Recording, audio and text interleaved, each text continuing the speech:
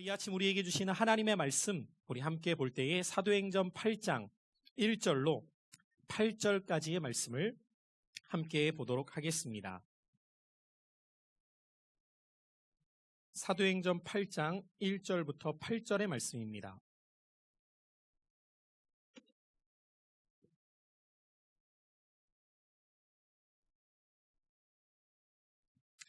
찾은 줄 알고 우리 한 목소리로 1절부터 합독하여서 말씀을 읽어 나갑니다. 시작. 사울은 그가 죽임당함을 마땅히 여기더라. 그날에 예루살렘에 있는 교회에 큰 박해가 있어 사도 외에는 다 유대와 사마리아 모든 땅으로 흩어지니라. 경건한 사람들이 스데반을 장사하고 위하여 크게 울더라. 사울이 교회를 잔멸할세 각 집에 들어가 남녀를 끌어다가 옥에 넘기니라. 그 흩어진 사람들이 두루 다니며 복음의 말씀을 전할세 빌립이 사마리아 성에 내려가 그리스도를 백성에게 전파하니 무리가 빌립의 말도 듣고 행하는 표적도 보고 한 마음으로 그가 하는 말을 따르더라.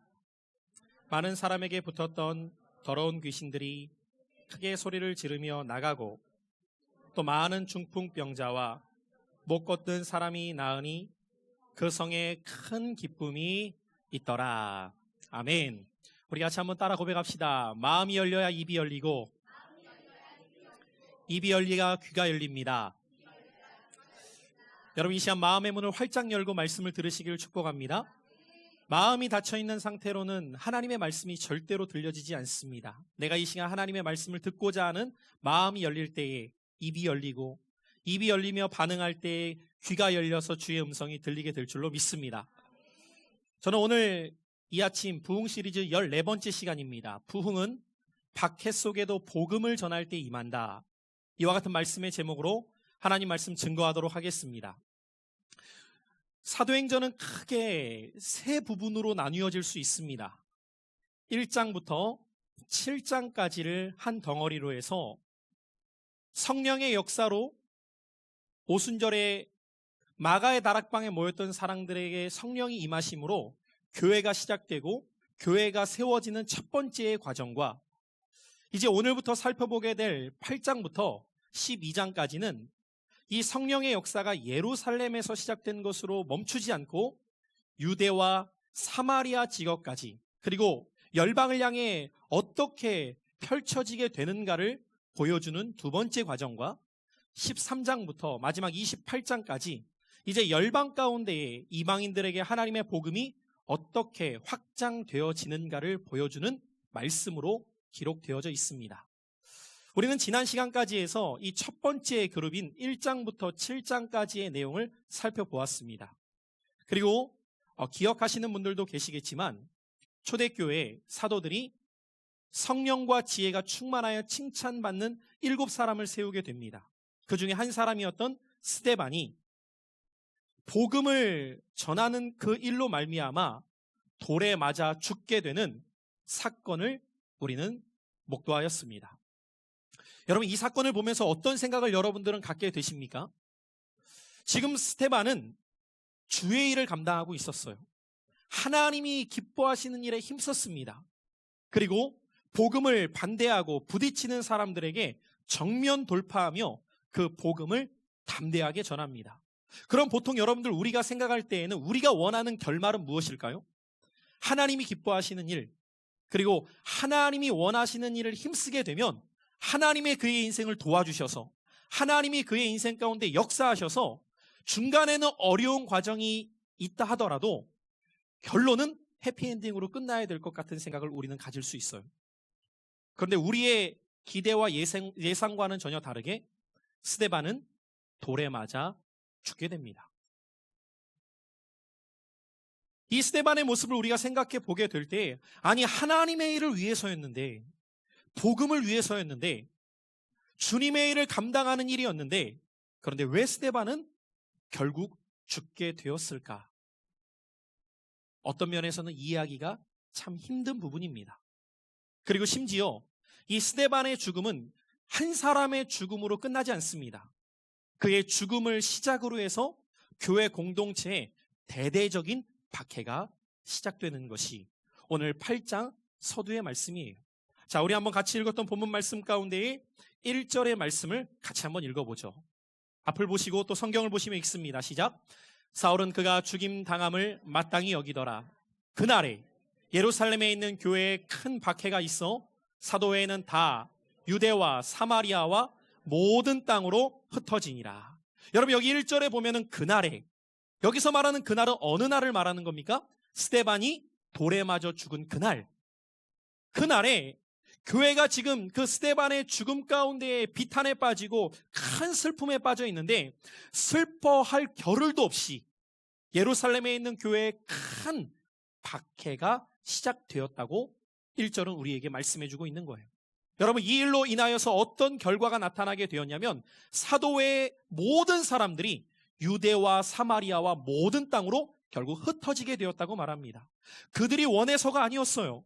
박해로 인해서 어쩔 수 없이 더 이상 그곳에 있을 수 없으니 흩어지게 되었다는 겁니다. 여러분, 지금 초대교회의 성도들은 한두 명이 아니었습니다. 1, 20명도 아니었어요. 우리가 사도행전 서두에도 보는 것처럼 베드로의 설교로 3,000명이 5,000명이 주께로 돌아오면서 이제는 더 그 수를 헤아릴 수 없어서 수많은 사람들이 주께로 돌아왔다고 기록할 만큼 초대교회 사람들이 이미 만여 명을 넘어가는 숫자였습니다. 그런데 이 사람들이 순식간에 사도들을 제외하고는 뿔뿔이 다 흩어지게 되었다는 것입니다. 왜 이런 일들이 벌어지게 되었던 것일까요? 그들이 하나님의 뜻대로 살아가려고 했고 그들이 하나님이 기뻐하신 일을 행하려고 했을 때 그들에게 찾아온 것은 축복이 아니었다는 거예요. 오히려 더 큰 박해가 찾아오게 되었고 자신의 터전마저도 지키지 못한 채 유대와 사마리아와 그리고 온 땅끝을 향해 흩어질 수밖에 없었다고 성경은 기록하고 있습니다. 표면적으로 볼 때에는 도저히 이해할 수 없는 일들이 그들에게 벌어지게 된 것이죠. 그들에게 찾아오는 박해와 고통은 죄의 문제 때문이 아니었어요. 하나님의 뜻대로 살아가려고 할 때에 찾아오는 박해였습니다. 여러분, 이것은 비단 초대교회 성도들에게만 나타나는 것이 아닙니다. 오늘날에도 우리에게 주어지는 삶이기도 합니다. 한 사람에게 있어서 하나님의 은혜가 부어지고 하나님의 뜻대로 살아가려고 할 때에 결심을 하게 됩니다. 내가 이제는 하나님이 기뻐하시는 삶을 살아가리라.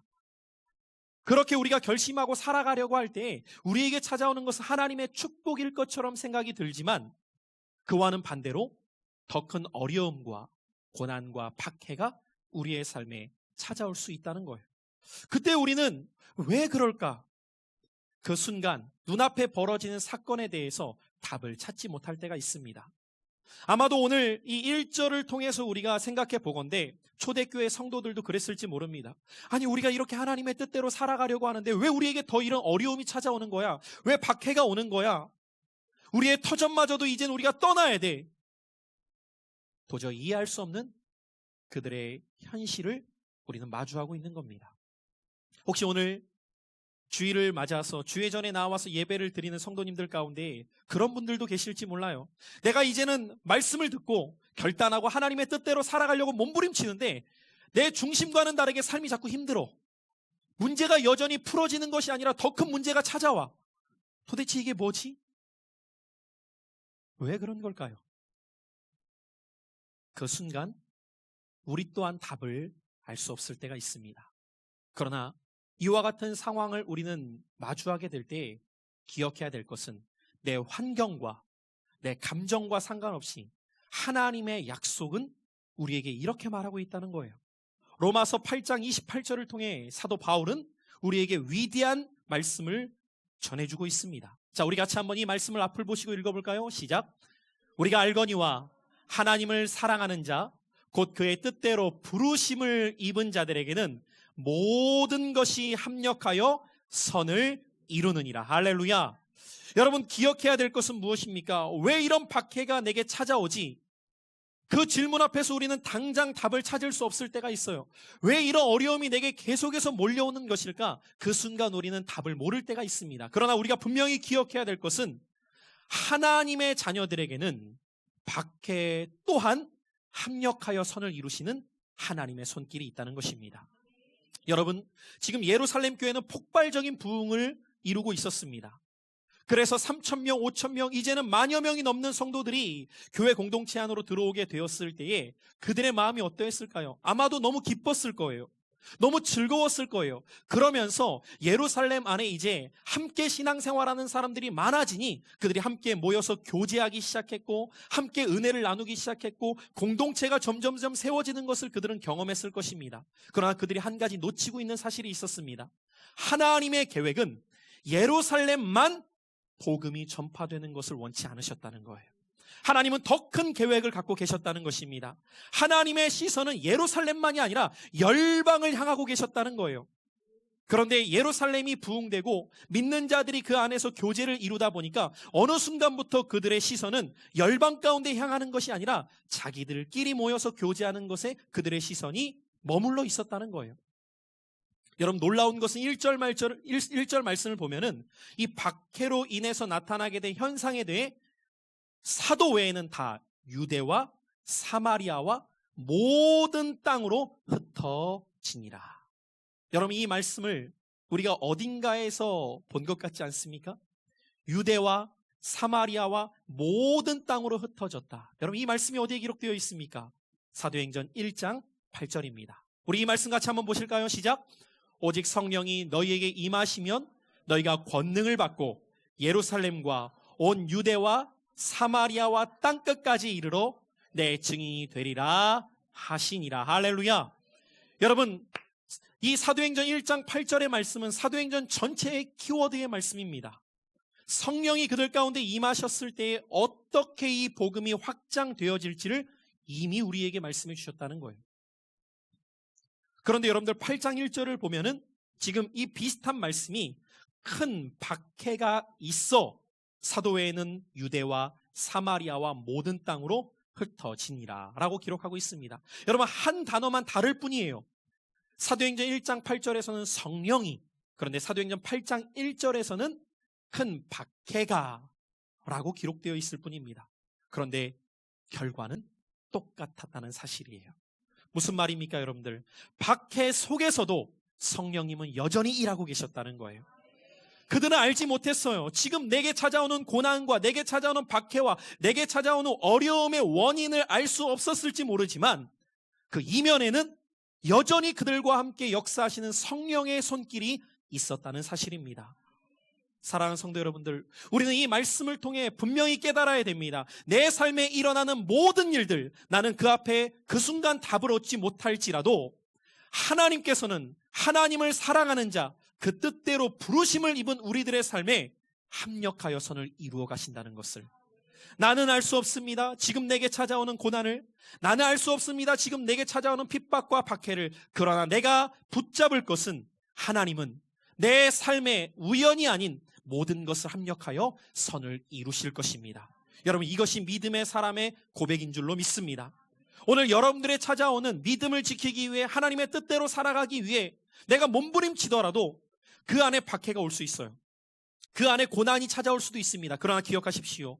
내가 하나님의 뜻대로 살아가려고 할 때 찾아오는 고난과 박해와 핍박은 여러분들의 지경을 넓히시고자 하는 하나님의 선하신 계획이 있다는 거예요. 여러분, 우리는 이 비슷한 상황을 구약의 출애굽기를 통해서도 발견하게 됩니다. 출애굽기의 말씀을 보면은 하나님께서 이스라엘 민족을 애굽으로 집어넣으신 목적이 있었습니다. 계획이 있었어요. 하나님의 데스티니가 있었어요. 그것은 무엇이었냐면 그들을 부르셔서 하나님의 나라를 세우사 열방 가운데 하나님의 나라가 어떠한가를 보여주시기 원하는 계획이 있으셨어요. 그래서 그때를 준비시키십니다. 그렇게 400여 년이 시간이 흘렀어요.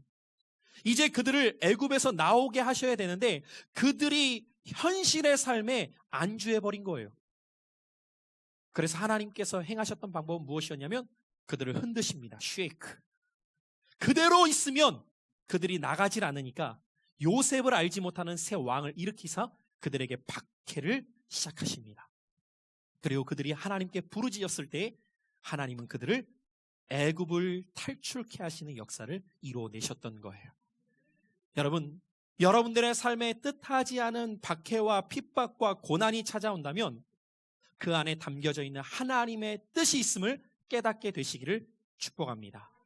결국 이로 인하여서 경건한 사람들이 스데반을 장사하고 위하여 크게 울면서 이제 사울이 교회를 잔멸하며 각 집에 들어가 남녀를 끌어다가 옥에 넘기게 되면서 수많은 사람들이 예루살렘을 넘어가서 유대와 사마리아 그리고 온 땅으로 흩어지게 됩니다.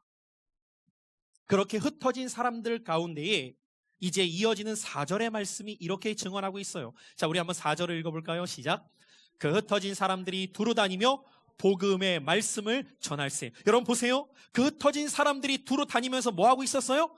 복음의 말씀을 전하는 거예요. 여러분 이것이 하나님의 계획이셨어요.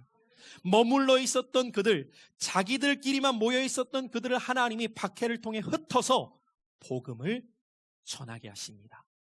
그런데 그 복음을 전하던 사람들 중에 일부가 어느 곳으로 가게 되냐면 사마리아라는 곳으로 가게 되었다고 기록하고 있습니다. 그 중에 한 사람이 오늘 5절에 기록된 빌립이라는 사람입니다. 여러분 이 빌립이 누구입니까? 7사람 중에 또 한 사람으로 뽑힌 사람이었어요. 그런데 여러분들 오늘 이 빌립이 사마리아 성에 내려가라고 하는 이 말씀이 유대 문화와 배경을 알면 얼마나 놀라운 사건인가를 우리가 이해하게 됩니다. 유대인들과 사마리아인들은 서로 상종하지도 않았던 사람들이었기 때문입니다. 이것은 유대의 역사를 거슬러 올라가 봐야 합니다. BC 722년경 당시 팔레스타인은 남쪽에는 유다와 북쪽에는 이스라엘이라는 나라로 나뉘어져 있었습니다. 마치 오늘날 남한과 북한이 나누어져 있는 것처럼 팔레스타인 땅이 남유다와 북이스라엘로 나뉘어져 있었어요. 그런데 북이스라엘이 하나님의 뜻을 끊임없이 거스르며 살아가게 되었을 때 BC 722년 저 아수르라는 제국에 의해 나라가 완전히 멸망당하게 됩니다. 그런데 당시 이 아수르라는 대제국의 외교 방침 중에 하나는 무엇이었냐면 포로된 나라를 이주시키든가 혹은 다른 지역에 있는 사람들을 이주시켜 와서 혼합 정책을 펼칩니다. 그 나라의 민족성을 말살시키는 방법 중에 하나가 혼합시켜서 그 나라의 문화를 유지하지 못하게 만드는 거였어요. 그러다 보니 당시 이스라엘에 있었던 사람들과 다른 나라에 있었던 사람들이 섞여 살기 시작하면서 그들이 결혼을 하게 되고 혼혈아들이 태어나게 되는 거예요. 그렇게 다른 민족들과 결혼해서 태어난 아이들을 사마리아인이라고 부르기 시작합니다. 유다인들은 당시 자신의 민족성을 지켜나가는 가운데 저 민족성을 잃어버린 이스라엘 사람들, 사마리아인들을 경멸하기 시작합니다. 그러니 여러분들, 유다인들이 사마리아인들을 경멸하니 당연히 사마리아인들도 유다인들을 좋아할 수가 없게 된 거예요. 이 사건을 우리가 볼 수 있는 한 대목이 요한복음 4장에 기록된 예수님께서 수가라는 지역을 지나가시면서 만난 여인의 이야기입니다. 이 수가라는 지역이 사마리아 지역에 있는 곳인데 유대인들은 그 지역을 지나가지 않아요. 의도적으로 사마리아 사람들을 싫어하게 돌아가는데 예수님은 그 지역을 지나갔어요. 그리고 한 여인을 만나고 내게 물 좀 달라고 부탁을 할 때 여인이 뭐라고 말하냐면 당신은 유대인으로서 사마리아인이 내게 어찌하여 물을 달라고 말합니까? 라고 말하고 있는 장면을 보게 됩니다. 이것은 유대인과 사마리아인이 얼마나 서로 싫어하면서 관계를 맺지 않는가를 보여주고 있는 장면이죠. 이처럼 유대인들은 사마리아인이라면 그들을 무시하고 경멸하며 전혀 관계 맺지 않았어요. 그러다 보니 그 누구도 사마리아로 가서 복음을 전하려고 하는 사람들은 없었습니다. 그런데 예루살렘의 박해가 일어나게 되었을 때 이 일로 인하여서 흩어지는 사람들, 그리고 그 중에 일부가 사마리아까지 가게 되었다는 거예요.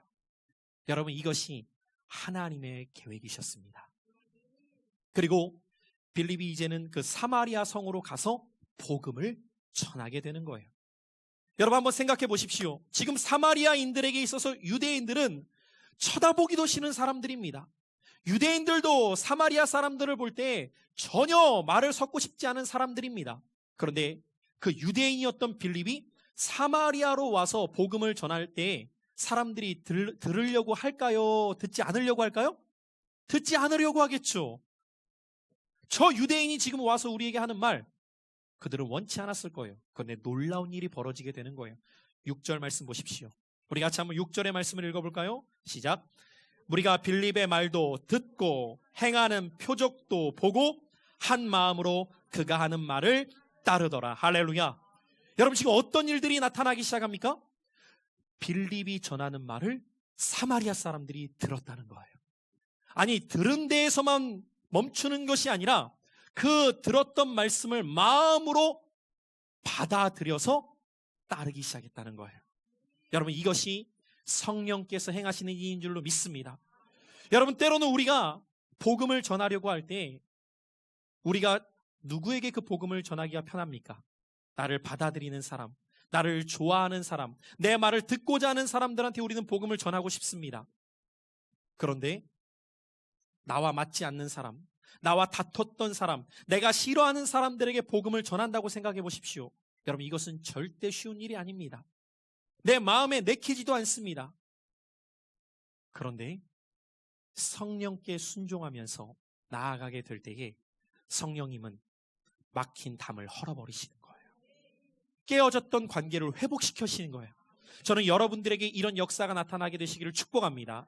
내가 행하는 것이 아니에요. 내 말로써 그 사람을 변화시킬 수 있는 것이 아닙니다. 빌립이 말했다고 해서 그 사람들이 그 말을 받아들이는 것이 아니라 빌립이 하나님의 뜻에 순종하여 복음을 전할 때 복음 자체가 능력이 있었던 거예요. 여러분, 복음의 능력이 있음을 믿으시기를 바랍니다. 우리가 나아가서 복음을 전할 때 내 말의 능력이 있는 것이 아니라 하나님의 말씀의 능력이 있는 거예요. 내 말을 그 사람이 들을까 우리가 염려하더라도 성령께서 우리의 입술을 주장하셔서 복음을 전할 때 그 복음이 능력이 있으므로 그의 마음을 열게 만드시는 거예요. 오늘 그것이 빌립을 통하여서 나타나게 된 놀라운 역사였습니다. 뿐만 아니라 오늘 빌립이 그렇게 복음을 전하면서 그곳 가운데 하나님의 뜻을 나타나기 시작했을 때에 오늘 그 가운데에 놀라운 표적까지 나타나기 시작하는 거예요. 빌립 한 사람을 통해 하나님께서 이 표적을 나타내셨던 이유는 사마리아 성이 이미 우상과 죄악과 영적 어두움에 사로잡혀 있었기 때문입니다. 그래서 이 빌립이 복음을 전할 때 말로서만이 아니라 하나님께서는 표적을 보여주시기 시작하는 거예요. 여러분, 생각해 보세요. 빌립은 사도가 아니었어요. 오늘날로 말하자면 성도입니다. 7 집사 중에 한 사람이었어요. 그런데 그 빌립에게 놀라운 표적을 보여주시는 거예요. 여러분, 복음을 전하는 자들의 삶에 하나님은 능력을 부어주십니다.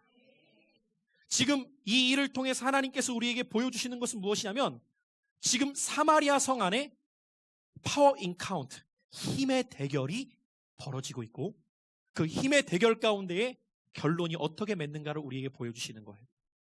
우리가 복음을 전할 때 복음을 전하는 것은 눈에 보이는 싸움이 아닙니다. 보이지 않는 영적 싸움이 시작되는 거예요. 그런데 이 영적 싸움 앞에 사탄은 하나님의 능력을 절대로 이길 수 없다는 거예요. 저는 여러분들이 이 능력을 반드시 경험할 수 있게 되시기를 축복합니다. 지난주에도 말씀을 드렸죠. 복음을 전하는 삶을 살아볼 때에 내게 주신 능력이 무엇인가를 우리는 경험할 수 있는 거예요. 그 복음 앞에 이 파워 인카운트, 이 힘의 대결 앞에 하나님의 자녀가 어떤 권세가 있는가를 우리는 경험하기 시작하는 거예요. 빌립이 그것을 경험하기 시작해요. 사마리아에 가서 복음을 전하기 시작했을 때에 그 가운데에 놀라운 능력이 맺어지기 시작합니다. 빌립에게 이런 능력이 나타날 수 있었던 것은 그가 대단했기 때문이 아니에요. 그가 하나님의 말씀에 순종하여서 복음의 현장으로 갔을 때에, 전도의 현장으로 갔을 때에 하나님의 약속이 성취되었던 거예요. 우리가 지난주에도 살펴봤지만 한 번 더 이 말씀을 되새기는 의미에서 마가복음 16장 15절 이하의 말씀 같이 한번 다시 읽어보죠. 시작. 또 이르시되 너희는 온 천하에 다니며 만민에게 복음을 전파하라. 믿고 세례를 받는 사람은 구원을 얻을 것이요 믿지 않는 사람은 정죄를 받으리라. 믿는 자들에게는 이런 표적이 따르리니 곧 그들이 내 이름으로 귀신을 쫓아내며 새 방언을 말하며 뱀을 집어올리며 무슨 독을 마실지라도 해를 받지 아니하며 병든 사람에게 손을 얹은즉 나으리라 하시더라. 오늘 이 말씀이 어떻게 열매를 맺나? 오늘 본문 말씀 7절을 보세요. 어떻게 이것이 열매 맺나? 시작. 많은 사람에게 붙었던 더러운 귀신들이 크게 소리를 지르며 나가고 또 많은 중풍병자와 못 걷는 사람이 나으니. 할렐루야. 여러분, 하나님께서 예수 그리스도를 통하여서 주셨던 약속이 오늘 빌립이라는 한 사람을 통해 사마리아에서 열매를 맺힌 거예요. 여러분에게도 이 능력을 누리며 살아가는 신앙 되시기를 주님의 이름으로 축복합니다. 하나님께서는 복음을 위해 살아가는 자들에게 합력하여 선을 이루시는 거예요.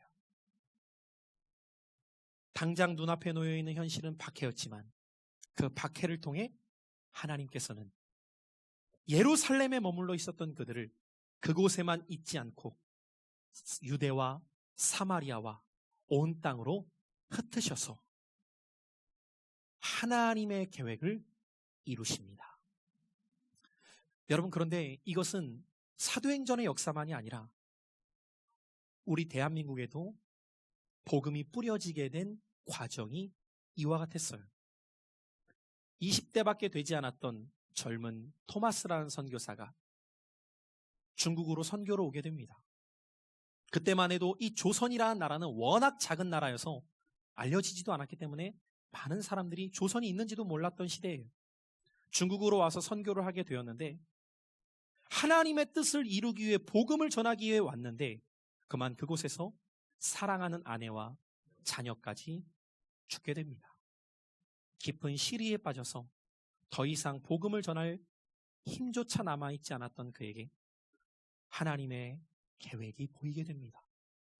저 중국 끝쪽에 붙어 있었던 작은 땅, 조선이라는 나라에 복음을 전할 수 있는 마음을 부어주세요. 토마스 선교사는 배를 타고 조선을 향해 오게 됩니다.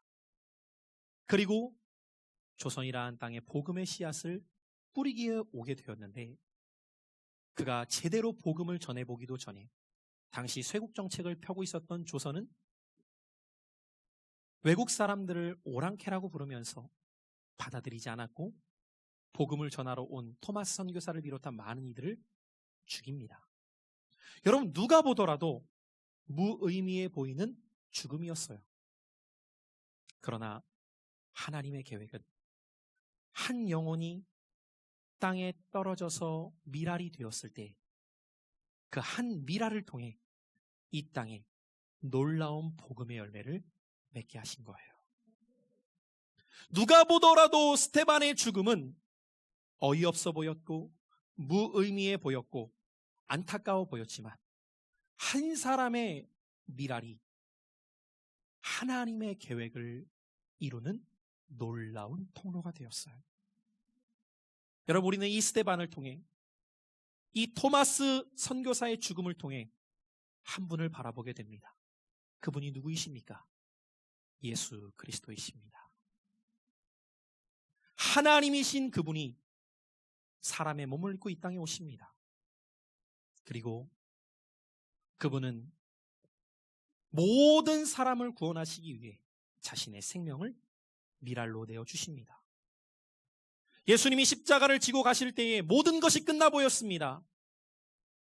허무해 보였고 이제는 아무 소망이 없어 보였지만 십자가의 고통은 십자가로 끝난 것이 아니라 부활의 열매로 우리에게 다가오신 거예요. 저는 오늘 이 사도행전 8장 1절부터 8절의 말씀을 보면서 제가 발견했던 놀라운 은혜 중에 하나는 무엇이냐면 여러분, 분명히 1절은 박해로 시작됐어요. 그런데 오늘 이 말씀이 결론 지어지는 8절은 무엇으로 마치느냐? 우리 같이 한번 8절의 말씀을 읽어볼까요? 시작. 그 성에 큰 기쁨이 있더라. 할렐루야. 여러분, 큰 박해로 시작됐던 이 말씀이 큰 기쁨으로 열매를 맺었다는 거예요. 박해가 박해로 끝난 것이 아니라 박해가 기쁨으로 열매를 맺었다는 것입니다. 이것이 가능할 수 있었던 것은 무엇입니까? 박해 속에서도 복음을 전하는 사람을 통해 이 열매가 맺어질 수 있었다는 거예요. 우리 주님, 십자가라는 고통과 십자가라는 핍박과 박해를 외면치 않으시고 그것을 짊어지고 가셨을 때에 부활의 기쁨이 우리에게 찾아올 수 있었던 거예요. 사랑하는 성도 여러분들, 저는 오늘 이 말씀을 듣는 여러분들 주님의 이름으로 권면합니다. 우리가 이곳에 와서 이제는 복음을 위해, 부흥을 위해 힘써 살아가려고 할 때 오히려 내 삶이 더 어려울 수 있어요. 고난이 찾아올 수 있습니다.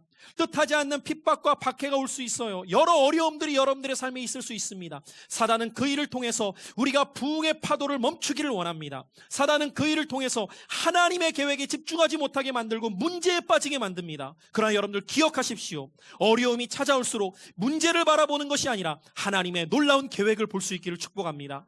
내 삶에 박해와 어려움이 올도록 그 어려움 속에서 매몰되는 것이 아니라 더 크신 하나님의 계획을 신뢰하며 내게 주신 사명을 향해 전진해 갈 수 있는 저와 여러분들의 신앙이 될 때에 하나님은 박해로 시작했을지 모르지만 기쁨으로 열매 맺게 하실 거예요.